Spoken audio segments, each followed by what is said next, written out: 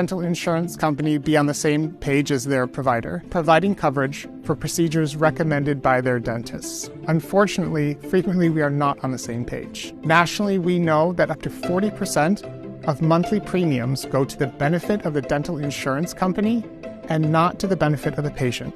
The solution is a dental loss ratio. A dental loss ratio will ensure that 80% of patient premiums go to patient care. It would remove financial incentives to deny treatment or delay treatment. Any unused funds will go back to the patient's pocket. More for Your Smile is about better transparency, better accountability, and ultimately, better patient care. We can be successful, but we need your help, your voice. Go to moreforyoursmile.com to get more information and contact your legislators. Together, we can do great things. Hello, everyone. I'm here today with Eric Larson, the Executive Director of the Illinois State Dental Society. I asked Eric to come and have a conversation with me because I think it's really important to understand how organized dentistry's structure works, right? I don't think many of us, I call us the dentists in the trenches, know how it works. What's a delegate? What is the structure? Meaning, why do we need an executive director? What does the president do? Eric, I want you to kind of introduce yourself. And before we even start, tell me about you. Like, what is your education? What are your qualifications? And kind of give me a condensed version of your CV, basically. See who you are. Yeah, thanks, Bob, and thanks for having me on as well. Been a long time watcher of your content, so it's kind of odd being on the flip side of it now. But I don't like to talk about myself, but my background, I do come as a certified public accountant by background. Have my MBA, so more from the business world, I guess you could say. I started out in public accounting as my first career, and with that, a lot of travel. But what was unique was being able to kind of peek into a lot of different industries and kind of what makes them tick, how they operate, how they make money. Therefore what incentivizes them. So I kind of focused in on actually insurance companies, financial institutions, and nonprofits. So it's kind of funny because at this point today, I've dealt with or worked in all three. So after my career in public accounting, I took over at a financial institution here in Springfield, regional community bank, and oversaw the accounting and the finance departments there for a number of years. And actually the director of finance position opened up at the Illinois State Dental Society. And I had an idea about nonprofits and things of that nature, but figured why not? I was working a lot of crazy hours. We had a lot of growth at the financial institution and just needed a little bit more continuity. So I came over to the Illinois State Dental Society in 2017 now, and was the director of finance, like I said, for just about 3 years, 2.5 years, when my position now opened up as executive director. Applied for it, went through the interview process, screening of over 100 candidates and interviews, and second round, third round board interview, and ultimately was selected by our board of trustees for the position. So I started that position at the beginning of 2020. So kind of from the get-go, it's been a little rocky with the COVID pandemic and, still lingering impacts from that. That's shifted so many associations, so many industries even since that time. And then, the craziness that just comes up from working in dentistry and proposals and legislative stuff that pops up. So it's fun. I enjoy my work. I know some people kind of don't like going to work every day or whatever, but I like a challenge. I think it keeps you sharp, it keeps you on your toes, it keeps you thinking creatively. But I would also say that I view dentistry as somewhat personal as well. So I have an aunt who's an oral surgeon in Illinois as well, who's a member of ours, fortunately. And her son is actually a dental student at Marquette University as well. So just having that kind of link throughout my whole life, I think you view the profession a little differently. And then for ISDS in particular, I think what I saw very early on as the director of finance, I dealt a lot with our programs where we can facilitate group benefits that, maybe yourself as an individual, you couldn't negotiate on your own with a major company. I saw what an impact that we could have for a dentist in the state of Illinois in our case. And it was like, wow, we can really move the needle with the things that we do. And at the time, as the director of finance, it was just more on, the money saving side. But now in my role, you see it at a huge level. I mean, you see it for the profession at large in our state and what an impact that we can have as the professional association for our dentists.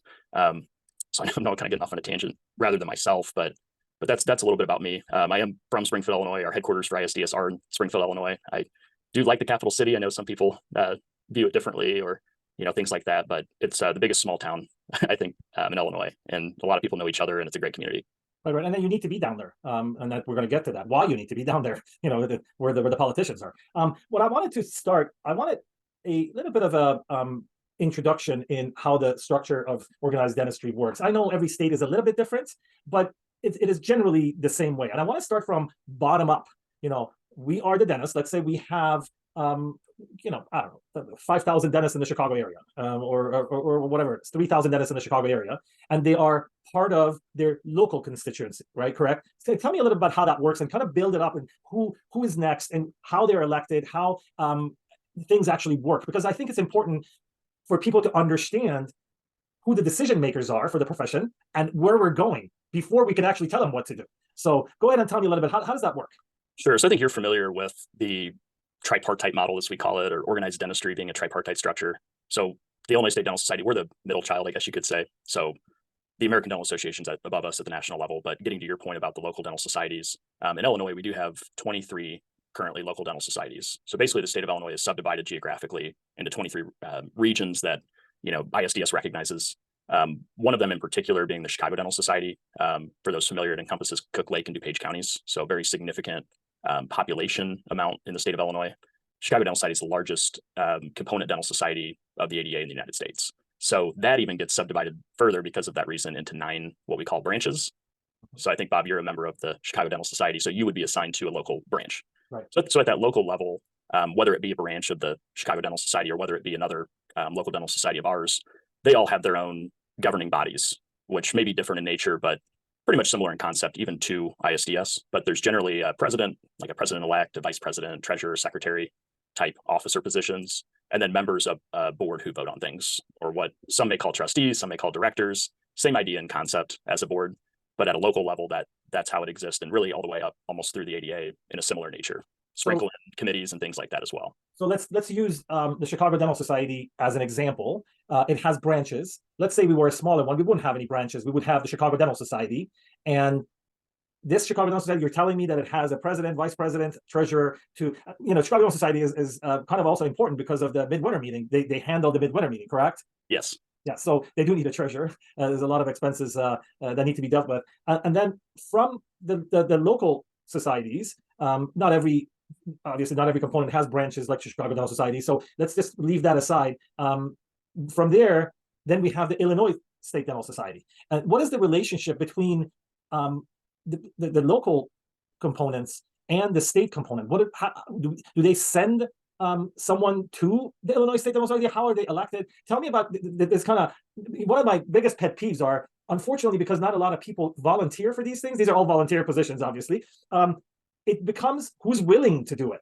And when it becomes who's willing to do it, sometimes that person is not prepared, informed, or even enthusiastic about the job. So tell me a little bit about how the relationship works between the bottom two. Sure. So we have, at the ISDS Board of Trustees level, we have 5 officer positions. So kind of like I mentioned before, president, president-elect, vice president, treasurer, secretary. Those positions are elected by our House of Delegates, which I think you're familiar with that concept, according to a rotation, which is fairly straightforward. But I know it gets a little complex in the grand scheme of things. But basically our rotation is 1 year's election. It has to be from somebody from the Chicago Dental Society. The next year is from somebody who is not from the Chicago Dental Society. Sometimes we call that downstate, even though you could argue certain components or local dental societies are not technically downstate. And then the third year is an open year. Anybody can run. So for our officer leadership positions, that's that rotation and it repeats.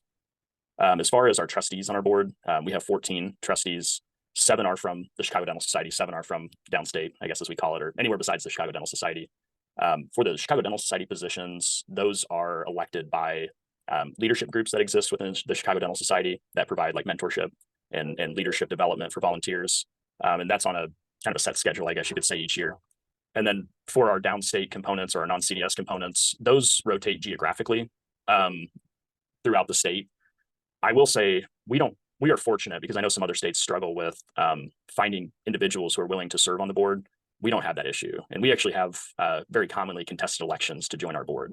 So I hear these stories from other states and I look at ourselves as being very fortunate, but I think hopefully that plays into people get excited to be on our board because they see the impact that they can have. But I understand, you know, the struggle elsewhere. Outside of those 14 trustees, though, we do have, actually this year will be the first year that we added what we're calling a trustee at large position. So with all this geographic things and the, you know, how complicated it can get, this position, anybody can run for it. There is certain criteria, but rather limited. But it gives the opportunity to really anybody to run at that 3-year interval, because we have a 3-year term on our board besides our officer positions or a 5-year ladder. And then the chair of our new dentist committee also serves as a voting member on our board.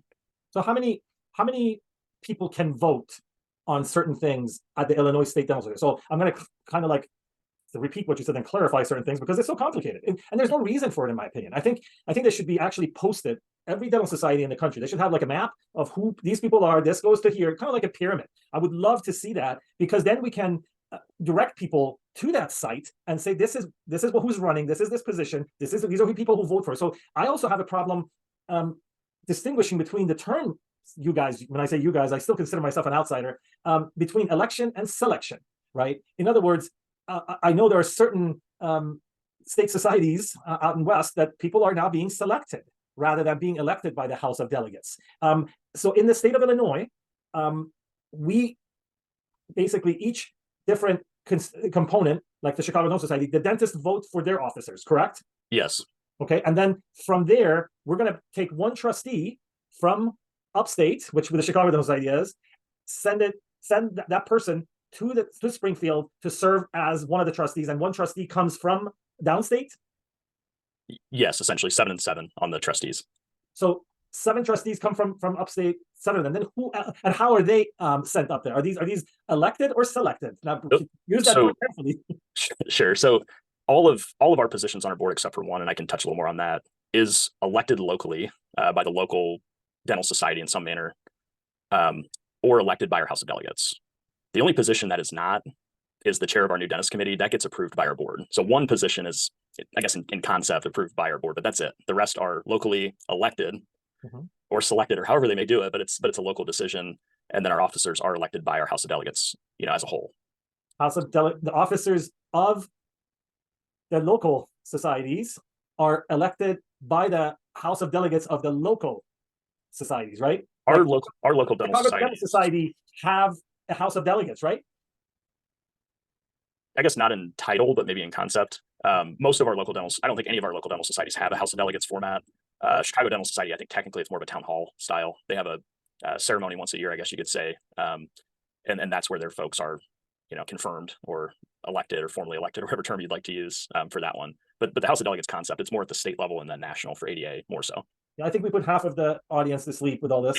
So let's try to move on. So because I'm still a little bit confused here. There is not much of democracy going on, in my opinion, here, meaning that, and there's a good reason for it, because not enough people want to get involved in the process. If you get involved in the process, we can actually have campaigns that can say, this is what I want to do, and vote. But people have lives, we have businesses that we need to attend to. So I get it. I get why some of these things are done. So now we have 14 trustees from local components into the Illinois State Dental Society. Who else has a vote in that trustee? You said the presidents and the vice presidents and the treasurer. So the president would only vote if there's a tie vote. So we have then 4 officers who can cast a vote, the 14 trustees, plus currently the chair of the new dentist committee. So there's up to 19. Okay. And then this year at our House of Delegates, we will elect a brand new position to our board. And again, that's to really open up the ability to participate on our board a little more. So then we'll have 20 after our meeting in a few weeks here. And the president is a tiebreaker. Let me stress here that Eric does not have a vote on the board of trustees, correct, Eric? That is correct. Why this is important is because Eric can be fired. Eric can be given a raise. Eric should not have a vote on his own salary. And the reason I bring it up is because there are states that are doing this. And unfortunately, I think that hurts. That hurts the profession, in my opinion. I think, and we get to this. Okay, so now we have 20 plus 1 tiebreaker that votes for certain things that we deal with here in Illinois. And it's basically the same everywhere else. The process may be different based on the number of dentists that are out there. So from there, these trustees serve 3 years. And again, it's different in every state, right? It could be less, could be more. And I think it would really help if the American Dental Association takes the lead here and try to unify all these processes. Try to say, look, I know, but let's all have this kind of a, format so people can understand it and they can participate. It gets really confusing. So this board of trustees, they hire you, correct? That is correct. Okay. And how do they go about hiring someone as an executive director? They put a job opening on Indeed and people apply? Well, I could speak to, I guess, my own process. I went through 4 years ago now. But when ISDS was hiring for this position, they did put out a job posting. I know some other states, they may engage search firm, and they'll do recruiting and job postings and things of that nature. So we had a job posting put out there. Obviously, you have to apply and submit a resume or CV, and numerous rounds of interviews. Phone at the time probably would be a little more Zoom based. Now there was another in-person round of interviews from a trimmed down list, of candidates from the phone interviews. And then ultimately a number of names. I think there were 3 individuals who were put forward to our board of trustees for our board to interview themselves and then ultimately vote upon, if they even felt any of the candidates presented were qualified or whatever, you'd like to use there. So then I had to interview in front of our board, which, was 20 something people versus 1. So that was kind of fun, but, answer all the questions and, kind of paint your vision for the society to them, and was ultimately hired. And so that was our process. I imagine it's somewhat comparable from state to state, but everyone does it a little bit differently, Right. form a search committee, have members of the board do it, have a search firm, don't have a search firm, but same kind of concept at the end of the day. Right. So what I want to kind of add here is that these are the things that I've learned in the past year or so that I've been involved in these discussions, is that, again, as dentists, number one, we don't have the tools to run a business. Trust me, I know a lot of us run small businesses, but there's a reason for DSOs coming into our profession. Every dentist is still making money, even though we're terrible business people. But we don't have those tools to operate a nonprofit, which all of these organizations are. And you need to have certain skills. And so the board of trustees, they're mainly, I don't know, are they volunteers? Do they get paid? Our board, they do receive a Stipend? minor stipend, essentially to cover, almost, we cannot replace the cost of being out of your practice. I mean, that's just where we're at, but our stipend's very low. I know some other states are higher. Some states don't pay anything, but ours is really minor. Right. I've heard from many, especially my friend Jack Mooney that I did an interview with, and it's on YouTube right now, that he said that it's not something that you can even count on, because you will spend more money than what they give you to just go from one town to another to go to these meetings and things like that. So it is very, very volunteer basis. I mean, no matter how you look at it, and it's a lot of time. I mean, I will say it is a lot of time that folks are dedicating. Yeah, and that's what people need to understand, and how important this job is when you volunteer. And that's part of the reason we're talking today, that I want people to be taking these seriously. The delegates who vote for these trustees, and they need to make sure they're picking the correct trustees, meaning people who have the interest of the profession in their mind. Okay, so now you got elected. And what I wanted to say is that Eric is supposed to be in his office and wait for the board to say, this is our agenda, Eric, go do it. We don't have the time because I'm going back to my practice. That's how it works, basically, right? It is. Yeah. I mean, it's always a balance. And in any association, it's always staff driven, member driven, which you can argue either way. Some organizations tip one way or the other, but to me, it's a balance. I mean, it really is. It should be 50-50, because I think when we have volunteers that are very passionate, very engaged, and understand their role, and they can funnel things to us as staff who have the experience on whatever it is, the business side, the legislative side.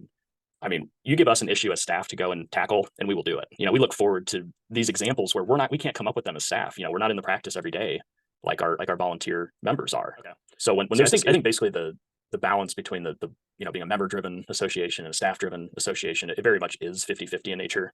So, we're not, as staff, we're not in the dental practice every day seeing issues firsthand that arise from whatever the case might be, insurance or the Medicaid program or things of that nature. So when we have volunteers that are engaged and they understand their role and they can funnel these issues to us, I mean, we look forward. We don't like that there's issues, but we look forward to correcting them.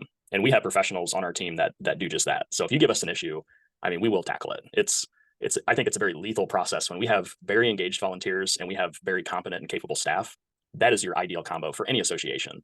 Sometimes that balance, it can get out of whack from time to time, and you have to kind of reset equilibrium. But to me, keeping that very much 50-50 balance is critical.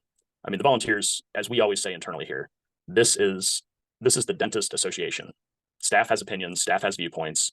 We are not dentists, and this is not our group. This is not our professional association. So dentists, they decide for their profession, and that's how our state association is run. And personally, I think that's why we see so much success at the middle level of the tripartite, or just as an organization in and of itself. Yeah. So this is why I started talking about this. That you're like the office manager.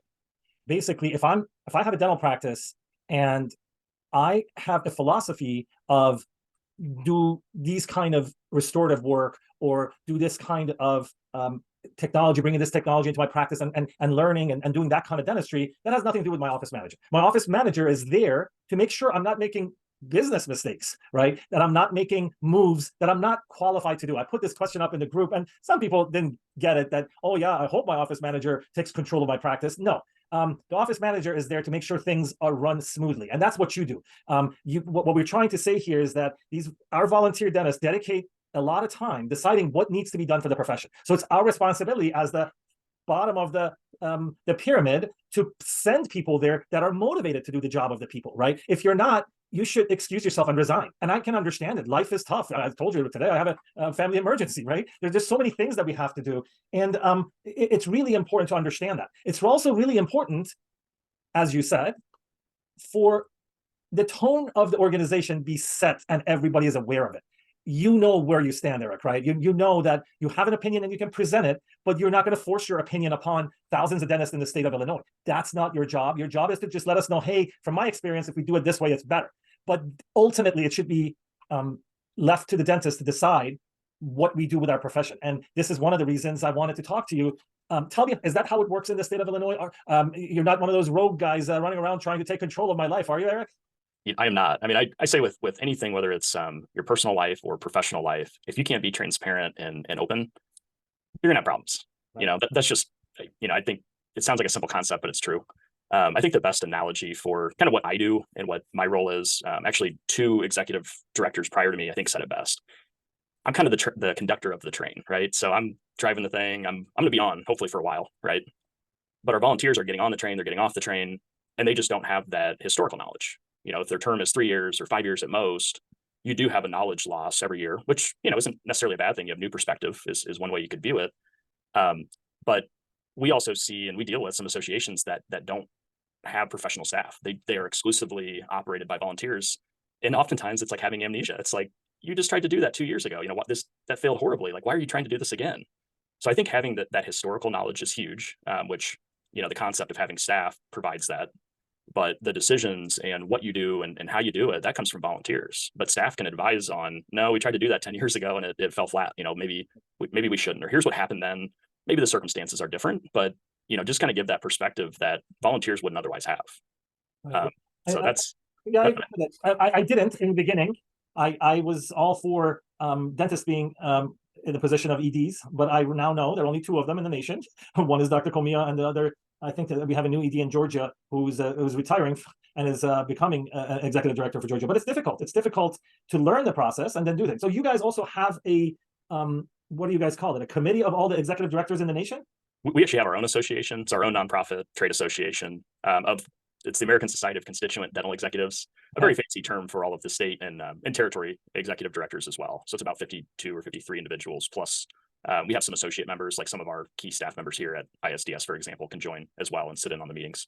Right, and those meetings, I'm hoping, are as transparent as possible for the state organizations and national organizations to be able to monitor what goes on in an association that are filled with people we've chosen. I truly want to make sure this word transparency is clear here, right? Every time I tell people join the ADA, they got they sold us out. I'm like, no, they didn't sell us out, right? Because this reason. The reason they say that is because of lack of transparency. There is not a lot that we can look up. I've been looking on all these kinds of websites to look for finances of this organization and that organization. It's very difficult to get to. They don't make it easy. If it's just right up there to say, hey, you want to read the minutes of the last meeting? Right here, this is what happened. I'm a big fan of open source software, and it's a good indication that nobody's doing something funny under the table. So the same thing with these. Now, I want to move on. I want to move on so we know who you are. I also want to tell people that there are executive directors in our country that I've heard make $1 million a year. Eric is not one of them. And what I have to say about that is that if they do the job and they deserve it, good for them. We're in a capitalistic country and we need to compete for someone who can do the job and do the job well.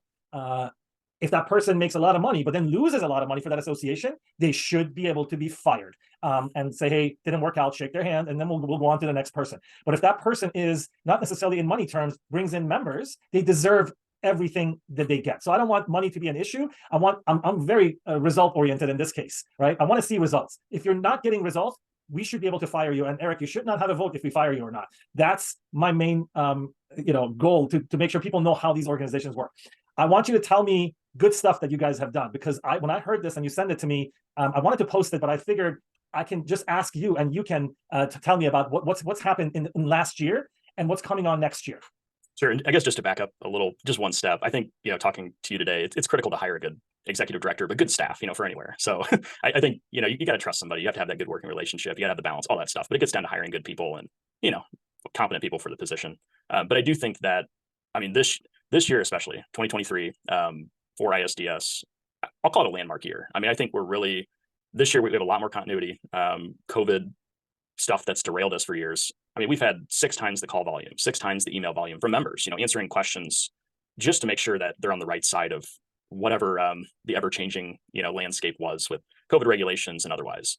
So unfortunately, that can detract from the time we can spend, in providing member value. But I think this year is really going to be a showcase, and has been, of what members and non-members even should expect going forward. I think our legislative session this year is a prime example of why someone should be a member. So if I could just hone in on that specifically, we took on a very lofty agenda this year. And I'll also say we had the highest response rates we've ever had in our history to our legislative action alerts. So I think we're seeing our agenda is definitely hitting on what dentists and our members in the state of Illinois desire. So I guess just for some perspective, because we deal with this stuff every day, but most associations in Illinois and maybe other states, you're fortunate to pass one bill or one piece of legislation each year. Most end up playing defense and just kind of batting down proposals where they're trying to, encroach upon the scope of dentistry, get into dentistry, have, less educated individuals, step in, that type of thing. You're playing a lot of defense. The Illinois State Dental Society, we are a big player at the Capitol in Illinois. We have a very strong voice. We have very strong representation. We have one of the best, I would say, arguably legislative teams that represents dentists every single day. And we're able to pass a handful of bills each year. So we are on kind of that far edge of what associations do in our state. I guess I can't speak to other ones, but in Illinois, we are highly regarded. But this year's legislative session, to me, it was like, I can't think of a clearer example of why you should be a member of organized dentistry. So just this year, our hyper focus was on dental insurance reform. So we actually developed a website separate from our ISDS.org website to dental insurance reform exclusively. So that website, it's spelled out moreforyoursmile.com.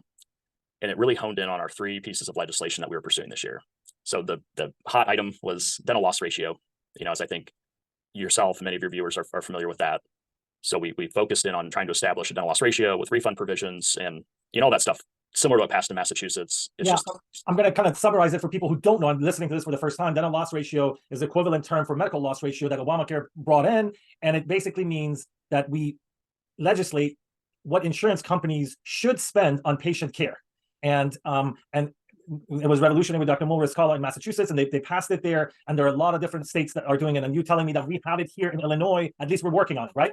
We are working on it. So we can't, what happened in Massachusetts and how it transpired with the ballot initiatives, Illinois just simply doesn't have that mechanism of putting things on the ballot. Ours is actually through the standard legislative process where, you have someone sponsor legislation, it routes through a committee, it goes through the House, goes through the Senate, that whole standard process, so to speak, where legislators vote on it, not, voters or members of the public like in Massachusetts. So a little bit different, but we're going for that same concept of, to make sure there's transparency and accountability in Illinois for dental insurance. Could harp on that one for hours, but that was the showcase of our More for Your Smile campaign that was centered on dental insurance reform. So that particular bill did not pass this year. We'll be going right back at it next spring. What we did pass as far as dental insurance reform goes, this past spring, was a ban on virtual credit card payments. Mm-hmm. So I know many of our members experienced this, and it's just a wild concept that it was even allowable. We would talk to legislators and tell them that they're being charged, our members are being charged, and dentists are being charged a fee to access the payment from a dental insurance company. And even in many cases, how there's an incentive for the insurance companies to actually charge a very exorbitant rate or the max allowed for law and receive a rebate back. I mean, there's really no reason for something like that to happen. If you're a participating dentist, you've agreed to a fee schedule. This is a further reduction in that. Or even if you're non-participating, it's just a reduction to the amount you're owed. Right. So that did pass. So we did ban basically being able to charge a fee to access your payment is how we cleverly worded it, because who knows with future, currencies and online payments and things like that, what the next gimmick would be. We're trying to put a more permanent ban on it. So that is going into place. I know prior to that passing, I think every year the dentist had to opt out, and they'd mail you a piece of paper, and then a couple of your payments would actually have the, you take the credit card payment, and your office would absorb the fee. So I mean, it can be a pretty substantial amount of money that now the dentist will not have to, forego, and they shouldn't. It's just wrong. I know a lot of people complain about this, and when you told me about this, I was so happy, because it's not that you opt out; they keep sending it. Then you have to call back, and it takes time for us to get on the phone and do who do we call, what's going on. But so I'm really glad you guys did that. What was the second issue that you guys passed? So the second one we passed with regards to dental insurance reform was putting guardrails around what's called network leasing. So just as kind of some backstory on it, or what is practiced on it, would be a dentist would, opt in or sign up to participate with one insurance company and one insurance network.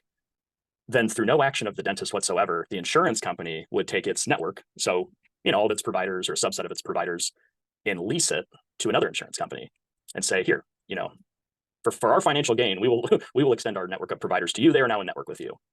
the dentist really had no choice in that decision. Their only really decision there was to opt out of the original network, and then they're out of all of them. So it was very problematic. They didn't have a choice. So we changed that now to where the insurance company has to inform the dentist that they are going to be leased to another insurance network. And the dentist can say, no, I do not want to join that new network, but remain intact with their existing one. So before, where it was kind of this all or none and you had no choice, now it's you have a choice and you have, it has to be disclosed and you have a choice and you can remain in the networks you wish to be. It's not this all or none type decision like it was before. So I brought that up as a point in the group, and some people actually told me that, oh, I think I used the wrong term and I call it the umbrella plans, but you're talking, this is a different thing. This is a network leasing. It happened to me. I was signed up with one big company and some other company that's not even an insurance company. It's just a fee schedule company. I don't want to name names, but they, all of a sudden I looked at my fees. I'm like, wait a second, I'm getting paid lower. So I had to opt out of that one so I can go back to my new or original fee schedule that I agreed to sign up with. This solves that problem, correct? Correct. You have the choice. I mean, if you don't want to be leased into this network that you could have already made that conscious decision to do, you can say no. Before it was, okay, you're in. Now, what do you want to do? Do you want to stay in network? Do you want to get out of network? I mean, you really had no choice before. Right. Now you have that choice. So I want, the reason I bring these up is also to criticize you guys. You do all this good work. How many dentists do you think know about this that you guys did last year? The communication part is so missing from all organized dentistry. So in some instances, it's good things for you guys, but in some instances, when they try to pull something, over your head and pass something that you don't really agree with, like what happens on the West Coast sometimes, it can work really to your benefit. That if you let people know, I'm going to actually, when we're playing this for the group, I'm going to put right underneath your name, these are the things that they've done. And I'm going to make sure as they're listening, they know this is why you should join organized dentistry. Everybody knows I have my issues with organized dentistry, right? They're not perfect, but that's all we have. So it is important to understand what you guys have done and what you're supposed to do. Tell me about this dental loss ratio and what can we do to help? This website that you're talking about, is this directed towards patients or is this dentists or both?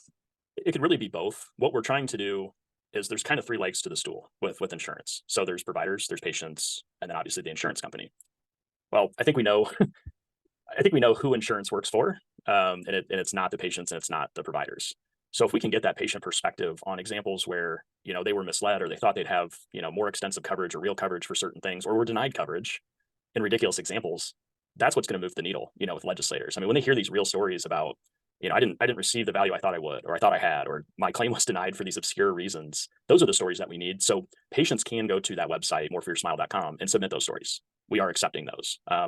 We also are housing some content on that website that is geared, for legislators as well. There are some brief videos that kind of highlight at a high level, kind of how the industry exists today and what we're doing to change it. So it's sort of a internal, external, public facing, non-public facing website, but it basically encompasses all of our insurance reform measures. So what we need is talking to our patients when we get a claim that they refuse, we tell them, I'm going to start doing this. Hey, there's a website. If you can tell your stories, we're working on changing these laws in Illinois. Would that be a good thing? Exactly. And we've even, with our members, we passed out, we call them palm cards, a little card you can kind of put in your hand and pass out to your patients. Because I think how the industry exists is patients kind of look at it as a David and Goliath situation. I'm just a patient. They're telling me this is the case. It's probably true, right? And we're looking at it like, well, you could press them on that one. You could challenge them on that one, or tell someone your story, and let's see where it can go. Let's see what is the law or what isn't the law, or if it's not in the law today, let's make that happen. That's what ISDS is here for. So we are trying to do this from a grassroots perspective. Literally, if somebody wants cards to pass out to their patients. If you want to display our website on, the TV and the waiting areas and things like that, that's what we're going to need, I think, to move the needle on this issue. Because it gets down to patient care in our state, and legislators take that incredibly seriously. And those are the stories that we do need to receive. Yeah. Like I have an example of this. I don't know how much time you have. I hope I'm not going over time for you, because I have time. I have a patient that basically needed scaling.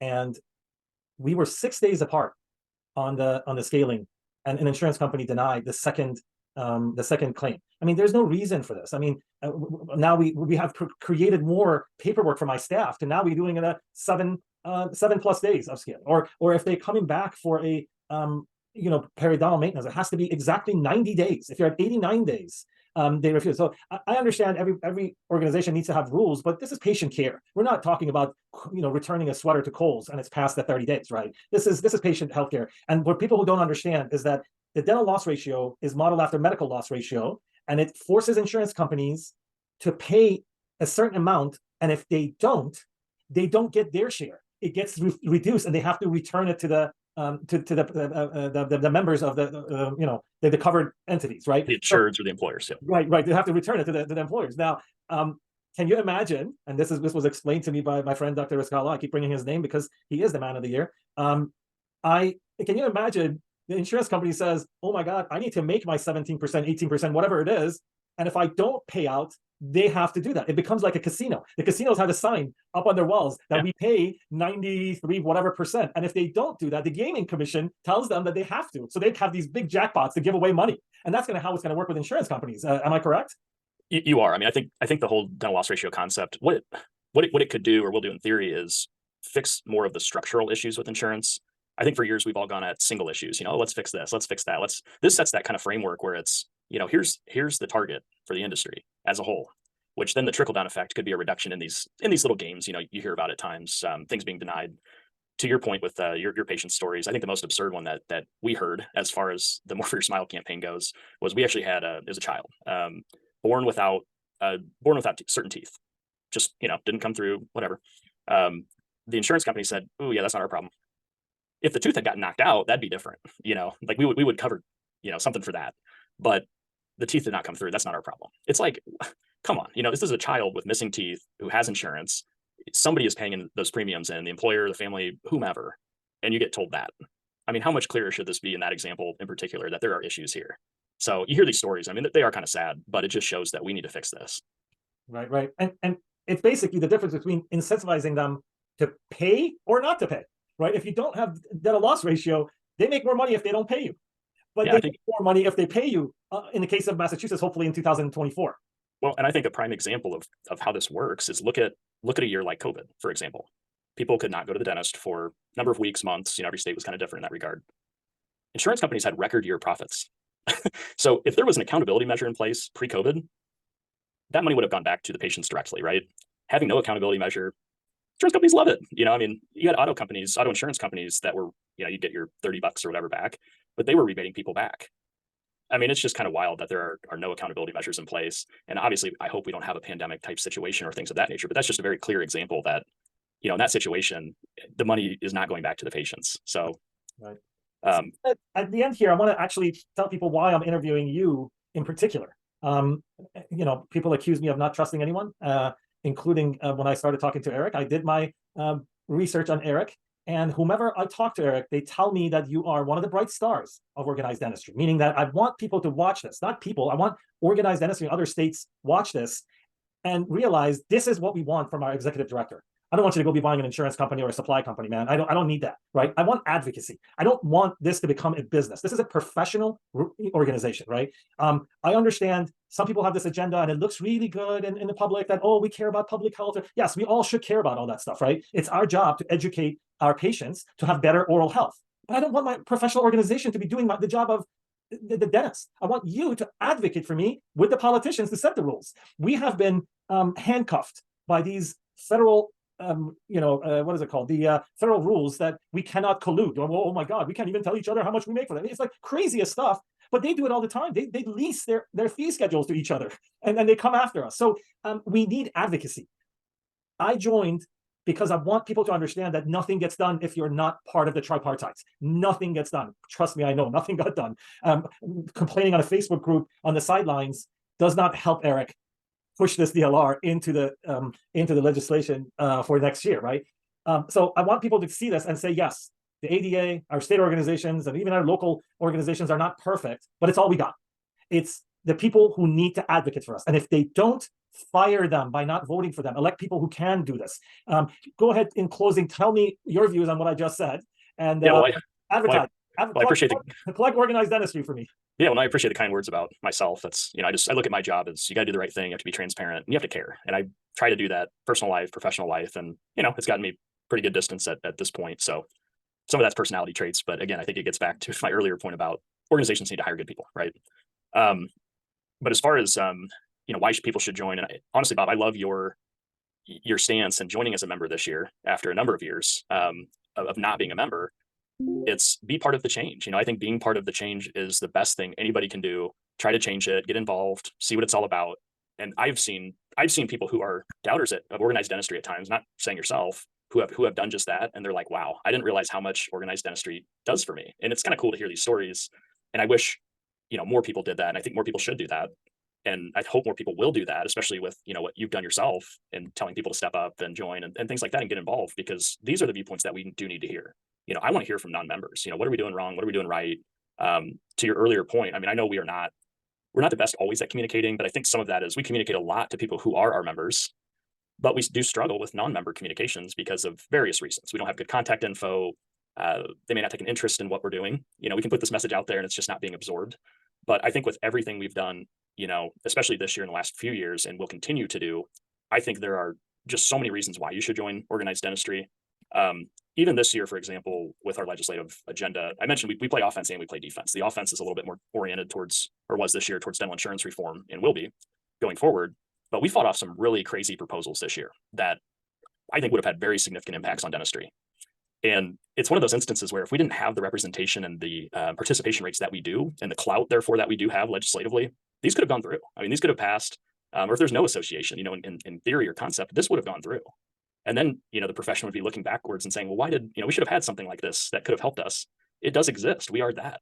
We had a proposal this year put forward in Illinois to tax every single dentist in the state and assess a Medicaid tax or assessment on every single provider to fund the Illinois Medicaid program. Just a wild concept, but they were trying to gather $10 million. The state of Illinois is trying to gather $10 million from, all these individual dentists in the state of Illinois to fund their program that they administer for their citizens. We fought that tooth and nail. But, when you look at advocacy and what we do, and, many of the things that we did this year, there are real dollars and real cents attached to them. And that's what's hard with non-members is you didn't feel this hit you because we, headed it off. But if you did, then that might, animate you to get more involved and get you fired up to then get involved. I don't want people to join at a point when we're in an emergency situation, right? It's better to be proactive than reactive.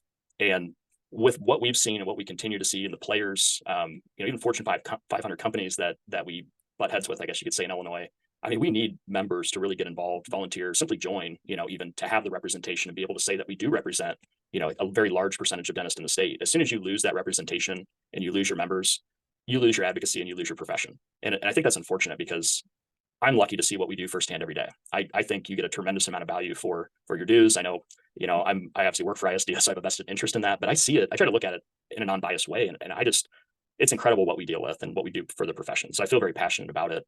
But I really feel like if more people could realize that or see that before it's a problem point, the better it's going to be for the profession. But we represent dentistry. We represent the dental profession. We represent dentists. That is who we are vested in. That's who we have the interest in. So I know it sounds like we shouldn't have to market ourselves, but we do. And it is tough because of particularly the non-member side of things. Who's going to keep an email address or an office address up to date if you're not a member? It's not the first thought on your mind.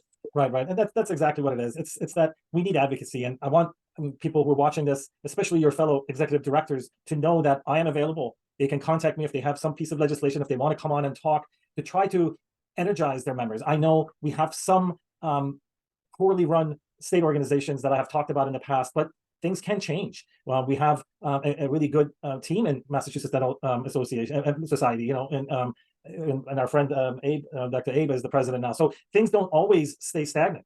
For us to stay away for all these years, it just doesn't make sense. So my platform is open for free, as always, to organize dentistry. Let's get something going, and let's energize people. Even our friends on the West Coast, that if their executive director wants to come on and talk to me regarding the issues they have with the ADA. I know that we're working on it, as far as maybe doing it next year or whatever, but the door is open. Come on and tell us what your issues are, because the ADA is not perfect, but we need to all work together to make it perfect. And with that, I want to thank you for being here. I know we stayed a little bit longer than we expected, but we can hopefully do this again. If you have something important, come and announce it. All the other EDs as well. Thanks so much, Bob. I appreciate you having me. And this is your profession. This is your association. Get involved in it. Be that change, make that difference is my plea. So exactly. Thanks again, Bob. Great.